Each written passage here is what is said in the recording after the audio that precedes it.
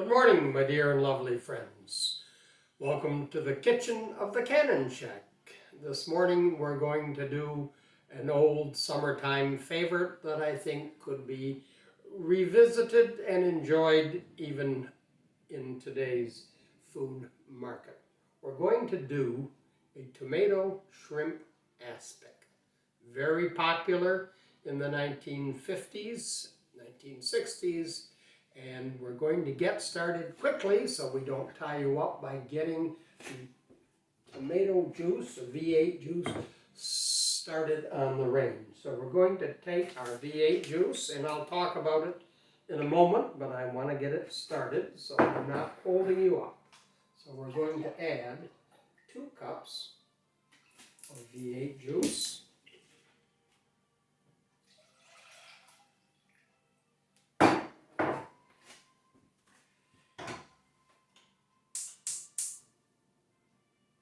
We're going to bring it up to nearly boiling. It does not need to boil.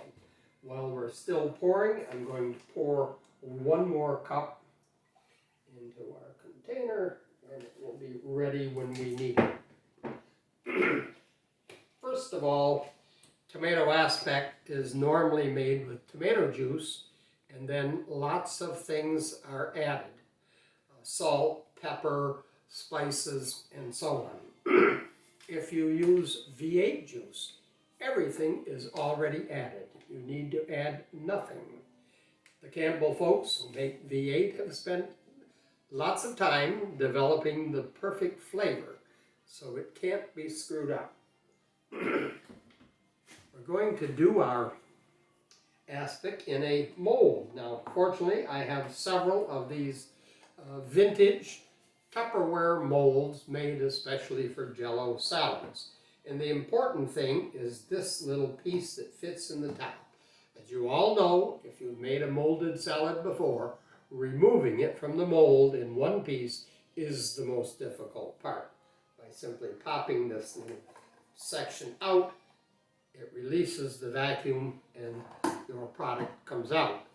Now this is a very lovely traditional mold. This happens to be grapes. It's not only usable, a very practical item, but can be hung on the wall like our other molds over here. The problem being, it is difficult to start the product coming out of the mold. That's why these are more valuable on the wall than they are on the kitchen cupboard. To our extra cup of V8 juice, we're also going to add a cup of white wine.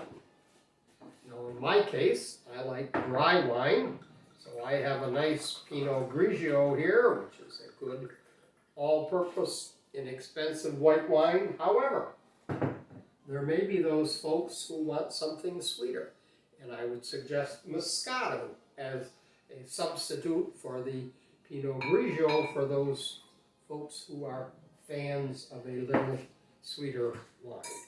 So we're just going to mix that together and have it right there. Waiting patiently for our tomato juice to come up to temperature, and it is doing so very quickly. While we're doing that, I have already chopped a half cup of celery. And I have started to chop some nice spring onions. Now, you do not have to use spring onions. You can use any onions, or you can use no onions. But, being a summertime dish, it just seems like spring onions are the better way to go. So these are lovely and fresh from our local Hannaford store.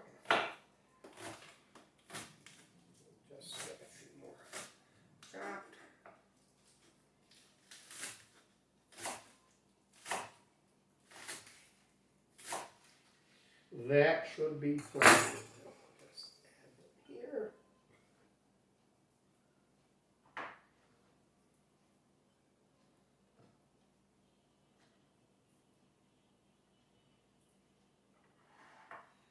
And we'll again take a look at our 2 cups of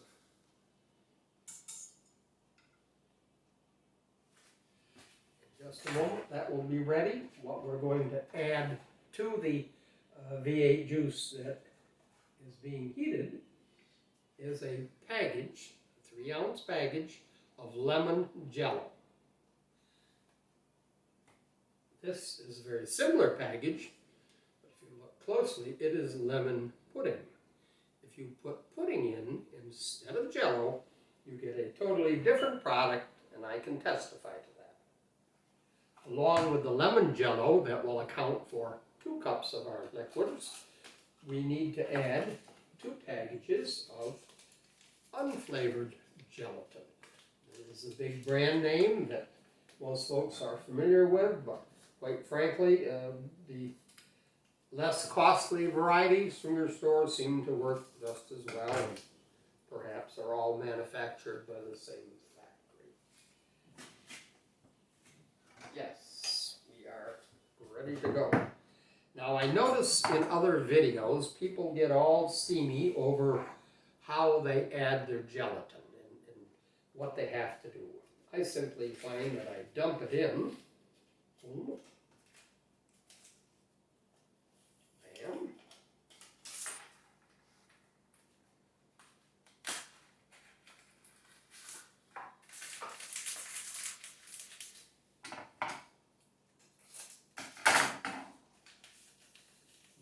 Buzzy, buzzy, bobo.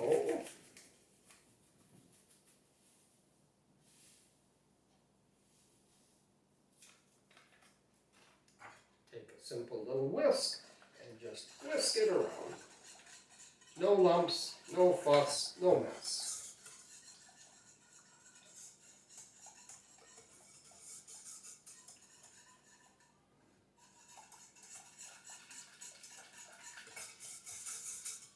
Wasn't that simple? And now to start cooling this, I will add the other 2 cups of liquid. At the end of the program, we will show you a list of contents, and hopefully if you have any question, you just run through the video again and you will find out what you missed the first time. Now this mold, even though it is a plastic mold and designed to unmold easily, with the addition of a little olive oil spray, it's going to make that whole procedure much easier. I'm going to add onions, our celery,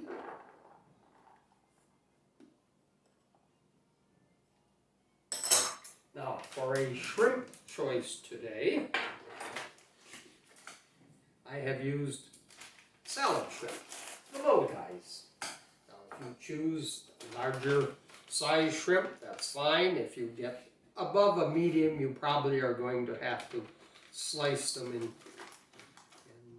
pieces because they might be too large. I also wanted to mention that we have a guest with us today. This is my friend Chappie Bear. Now if you noticed the last couple of videos that I did, I was wearing my Beretta. Chappie Bear suggested that I looked a little silly cooking wearing my Beretta. So he has agreed to hold the Beretta for me. In truth, I think he really wanted to wear the Beretta. And as you can see, Chappie Bear is a fire chaplain. His little helmet is here, as am I. We spend our active public ministry in the fire service as state and local fire chaplains. He is happy to join me today and take a few minutes off from his normal duties. I'm going to add one thing. After all of my touting that V8 juice has everything you need, I actually like a few cloves in mine, so I have 6 cloves, and I was picky. I made sure that each of the cloves has the little flavor bud on. Sometimes in the package, getting bounced around, they lose the little bud, and I wanted to make sure that we had cloves with the bud on them. Add our liquid.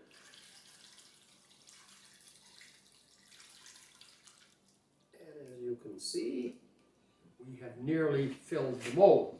Now I will take my little wand here and kind of stir the contents a bit, but quite frankly, at this stage of the game, it doesn't make much difference. We need to wait about an hour and a half, 2 hours into the cooling process, and then give it another stir. But it's pretty full, so it's going to stay where it should, I think. So we're going to put the top on our mold.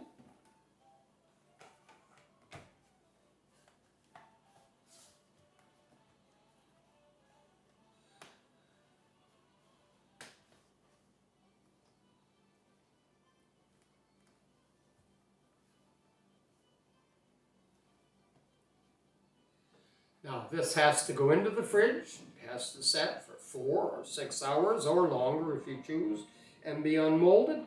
And when we come back, that's what we're going to do. So we will see you when this is nice and chilled and ready to be served.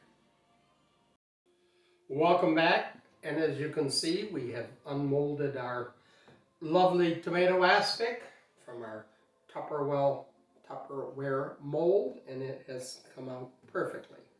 Now this mold was probably sold retail 30 or 40 or 50 years ago, but is very available in thrift shops or on eBay. And I checked yesterday and there were literally hundreds of them available. To make this a little more special, I have made a mixture of softened cream cheese and high quality mayonnaise to serve with the aspic. And as you look closely, you can see the shrimp are peeking through. We've decorated the plate a little bit with some broccoli. And I wanted to mention a couple other things. You don't have to use shrimp. Peas are a very acceptable substitute. Olives, sliced, or olives purchased in pieces, can be substituted, or used with shrimp. That's a very common combination. Or cooked asparagus cut in smaller pieces will work very well. So make your aspic your own creation. As I often say with recipes, they're meant to be a guidepost, not a destination. The shrimp that I used in this aspic, I had thawed and drained first for a very simple reason, that if I had put them in frozen, they would have added more moisture to the Jell-O, and then you run the risk that your Jell-O might not set up properly. So let's see what we look like here. We have a slice ready to go. And we will throw a couple pieces of broccoli on there for a little color, and top it off with some of our mayonnaise and cream cheese dressing. Looks very nice, and as you can see, I have used my favorite china. This is a Lenox embassy pattern that I like very much because of it being red, and I may have mentioned that to you in the past, but I truly encourage you to use your good china, because you know and I know that your children are going to send it off to the thrift store with no idea of where it came from or what it is. So if you have something nice, take the advantage and use it. Wishing you all a very good day, week, and may His blessing be with you always. Amen.